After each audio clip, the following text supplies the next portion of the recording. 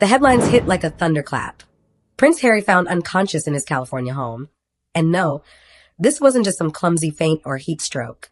According to inside whispers, what really went down behind those Montecito gates was far more chilling. Sources close to the Royal Protection Unit say Harry was discovered by none other than his longtime bodyguard David Langdown, a decorated former Scotland Yard officer and one of the few people the prince still fully trusts. Langdown didn't just stumble into the room. This man has spent decades watching Harry's back, from his wild party years to the military zone. And now, it seems he may have actually saved his life. Reports claim Harry was completely unresponsive, no groggy wake-up, no funny story to tell after. Just a scary, life-threatening moment that required immediate hospitalization. Here's where the drama intensifies. Meghan Markle was reportedly not home at the time. And not just running errands kind of not home, she was allegedly spotted at an exclusive, members-only club, laughing it up with friends while Harry was being rushed to the hospital. That visual alone has people fuming. You'd expect a spouse, especially one with such a curated public image, to be by his side, but instead, she was allegedly out building her alibi in real time. It's the kind of twist that's almost too on brand for this couple. And it only gets weirder from here. My name is Lola.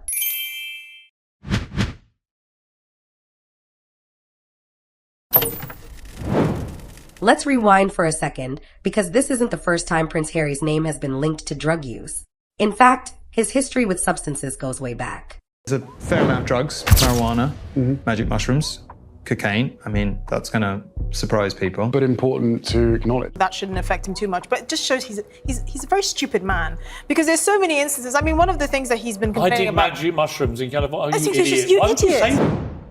Way before Meghan, way before Netflix deals and royal exits. We're talking early 2000s when whispers first surfaced about the young prince dabbling with weed and alcohol. Back then, it was brushed off as typical teen rebellion. But insiders claim it escalated quickly. Harder substances, reckless behavior, and blackouts that had palace aides on edge. And how did Prince Charles allegedly respond? Not with discipline. Nope. The man reportedly built a private nightclub in Highgrove just to contain the chaos. Yes, you heard that right. A literal nightclub inside a royal estate. It sounds more like something out of a rap video than a royal parenting strategy. Instead of confronting the issue, they coddled it. And as time went on, Harry's antics only became more extreme. Fast forward to stories that resurfaced from 2007. Witnesses claimed Harry was caught snorting vodka. Not drinking it, snorting it. A method so dangerous it bypasses the liver and can instantly overload the brain. That's not frat boy behavior. That's a cry for help.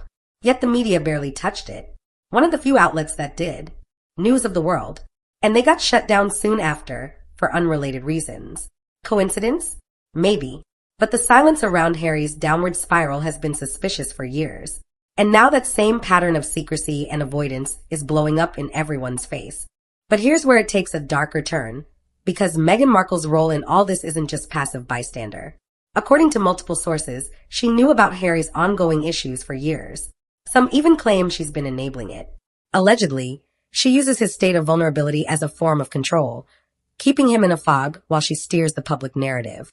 If that sounds manipulative, it's because it is. But this theory isn't just popping up out of nowhere. Let's not forget Meghan's past. Long before she married into royalty, she had already earned a rep in certain Hollywood circles, and not exactly for her acting chops. Guests at her first wedding in Jamaica still talk about the so-called party favors in the gift bags. And no, we're not talking about scented candles. Allegedly, those bags included pre-rolled joints, personally packed by Meghan herself. Some guests didn't even realize they were carrying illicit substances until they were already through customs. Add to that the whispers about Doria, Meghan's mom. Sources claim she's got ties to some pretty sketchy corners of California. Nothing proven, but the speculation alone is enough to raise eyebrows, especially now. It paints a picture of a family comfortable operating in gray zones, able to cover tracks and manage optics with surgical precision. And when you start seeing Harry's decline through that lens, it's hard not to wonder if this is all part of a much bigger game. Let's talk about that infamous night. The one that sent shockwaves through royal and Hollywood circles. According to insiders, Harry wasn't just found unconscious, he was out cold for hours. Paramedics rushed in, stabilized him, and rushed him to a nearby California hospital. This wasn't a scrape or a dizzy spell. It was a full-on emergency. And through it all, Meghan was nowhere in sight. Now, that absence alone was suspicious, but what really stirred the pot was her alleged appearance at an ultra-exclusive LA club that same night. Eyewitnesses say she was all smiles, sipping cocktails, mingling with friends, like nothing had happened. No panic, no urgency, just a picture-perfect outing. And some believe that's exactly what it was meant to be, a staged alibi. Why else would Meghan choose that moment to make a public appearance? She knows the cameras are always watching. She knows how to control a narrative. That's been her entire brand. The timing feels too precise, too polished. The contrast between Harry's life or death situation and Meghan's socializing sparked an online firestorm. Was she trying to distance herself? Or worse, cover her tracks? Even former palace insiders have started to raise eyebrows. People who used to defend her at every turn are suddenly quiet. That's how you know something big is brewing. When loyalists go silent, it's never without a reason. And what happens next might be the final blow. So, where was the palace in all of this? You'd think a royal health crisis would spark immediate public concern, or at least a vague press release. But there was nothing. Total silence. That's because, according to sources close to the crown, King Charles was informed privately the moment Harry was admitted. Not for comfort or support, but for containment. The royal machine didn't move to help Harry. It moved to control the story. Phones rang all night in London. Damage control meetings were allegedly held before breakfast. This wasn't about saving a son. It was about protecting a brand. The firm doesn't just deal in tradition and diplomacy. It deals in secrets. And Harry's collapse is one they would rather bury than broadcast. But here's the thing. Secrets don't stay buried forever. Especially not in 2025. The internet is undefeated. Within hours, whispers turned into headlines. And while no official comment came from the palace, the growing chatter online forced people to look deeper. What they found was a man who's been spiraling for years, and a system that's let him fall through the cracks. From his teenage years to now, Harry's story has been painted as one of rebellion. But now, it's starting to look more like a cry for help that no one truly heard. Not his family, not his handlers, not even the woman he married. And that realization has shifted the public's mood, from mockery to genuine concern. Because when you strip away the royal titles and the PR machine, what's left is a man in pain. A man who's been through loss, public scrutiny, and now, allegedly, a full-blown health crisis triggered by addiction. And the more you look back, the more it all starts to make sense. Remember when Harry and Meghan sat down for that bombshell Oprah interview? Sure, the headlines focused on race, family drama, and royal protocol. But looking back now, people are revisiting Harry's demeanor. He looked tired, fractured, like someone trying to keep it together while everything around him was falling apart. And maybe that's exactly what was happening. Some experts say this kind of breakdown doesn't happen overnight. It builds quietly. You stack enough emotional trauma, unresolved grief, and media pressure on one person, and eventually something breaks. In Harry's case, it just happened to break in a multi-million-dollar mansion in California. And where was Meghan through all this emotional decay? According to insiders, she's been crafting her own empire, signing deals, launching podcasts, curating brand partnerships. All while Harry reportedly grew more withdrawn, more isolated, less present in public life. It's like she was building a future without him even realizing it. That contrast is hard to ignore. One spouse climbing higher, the other slipping further away. It's not just sad, it's suspicious. And it's not just Meghan that people are watching closely. Doria Ragland, Meghan's mother, is also under a quiet microscope. She's always played the mysterious figure in this saga, rarely making public appearances or statements. But now, insiders are alleging that her influence may be more direct than anyone imagined. According to some anonymous reports, Doria may have played a subtle but pivotal role in creating the environment that allowed Harry's issues to escalate. Whispers suggest she helped Meghan craft the public persona, shielded them from unwanted scrutiny, and may have even facilitated access to substances that kept Harry in a vulnerable state. Again, these are rumors, but the fact they're surfacing at all signals growing concern behind closed doors. Royal sources reportedly believe that if Meghan has a playbook, Doria helped write it. From crisis management to image crafting, their coordinated presence has raised red flags with certain palace insiders. They're not just suspicious of what's happening now, they're allegedly re-examining the past 5 years for missed red flags. Because if Meghan and Doria have been operating in tandem, using Harry's emotional instability as leverage to maintain control over both him and their brand, then we're talking about a level of manipulation that's not just unethical, it's dangerous. And the palace may finally be done playing nice. Whispers are swirling that royal lawyers are already preparing for the worst, not a divorce, but a public fallout that could rock the monarchy. If Harry speaks out or confirms even part of the rumors, it could unravel everything. The palace knows this isn't just a scandal, it's a reckoning. What's at stake isn't just Harry's reputation. It's the entire narrative the royal family has worked to uphold for decades. A prince spiraling into addiction under the watchful eye of his Hollywood wife? That's a headline they can't spin away. And if Meghan is seen as the enabler, or worse, the mastermind, then public opinion may finally turn against her in a way it never has before. Already, court insiders are reportedly reevaluating Meghan's access to official events. Discussions are happening behind closed doors. Meghan's public appearances have been quieter. Her projects are stalling.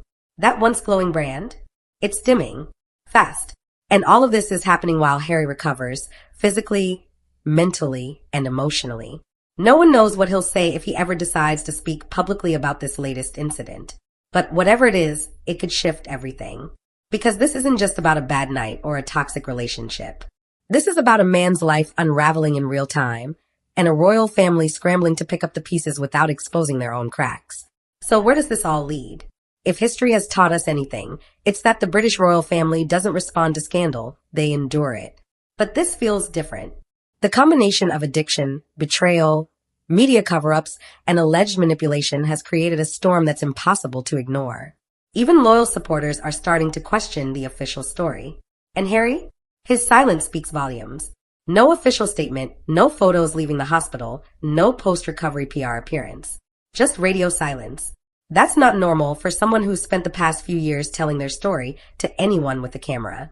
Which begs the question, what's really going on behind closed doors? Some believe Harry is finally waking up. That this incident may have been the rock-bottom moment he needed to take back control. Others fear he's in too deep. That the damage has already been done, and that recovery may not be enough to undo years of emotional and psychological wear. Either way, one thing's clear. This moment will define the next chapter of Harry's life. Whether he returns stronger, more independent, and finally free, or whether he fades further into chaos, depends on what happens next. And whatever that is, it's going to be impossible to ignore. There's a reason this story isn't just another royal tabloid scandal, it hits deeper. Because for years, Harry has been portrayed as the black sheep, the rogue prince who couldn't follow the rules. But beneath that label is a complex human being grappling with trauma, grief, and the immense pressure of legacy. It started with the loss of his mother. Princess Diana's death was a global tragedy, but for Harry, it was a personal fracture. He was just a boy, expected to grieve in silence under the world's gaze. That kind of pressure doesn't fade. It festers. And over the years, it's morphed into a pattern of acting out, withdrawing, and trying to find solace in anything that would numb the pain. Now, critics are starting to ask, did the palace ever really try to help him? Or did they simply package his suffering into headlines, charity appearances, and glossy public relations stunts? And what role did Meghan play in all of this? Was she a partner trying to help him heal? Or someone who saw a wounded soul as an opportunity? That's the debate happening right now across social media, behind palace walls, and in boardrooms tied to the couple's brand deals. Because let's be real, brands are watching this unfold with concern.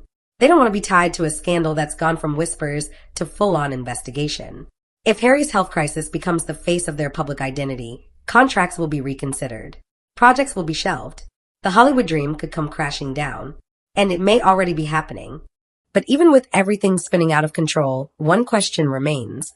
How did it get this far without intervention? You'd think with royal connections, unlimited resources, and global attention, someone would have pulled the emergency brake. But insiders say Harry has become untouchable, not in a powerful way, but in a way where no one dares cross the line anymore. He's insulated by a mix of loyalty, fear, and PR strategy. And while his life crumbles, the handlers around him are more focused on shaping perception than stepping in with real help. Some believe Meghan's influence is the firewall, that she's constructed a bubble so tight, even close friends can't get through unless they're vetted and controlled. It's not about love anymore. It's about optics, leverage, and power dynamics. Every appearance, every statement, every leak. People are starting to see the fingerprints all over it.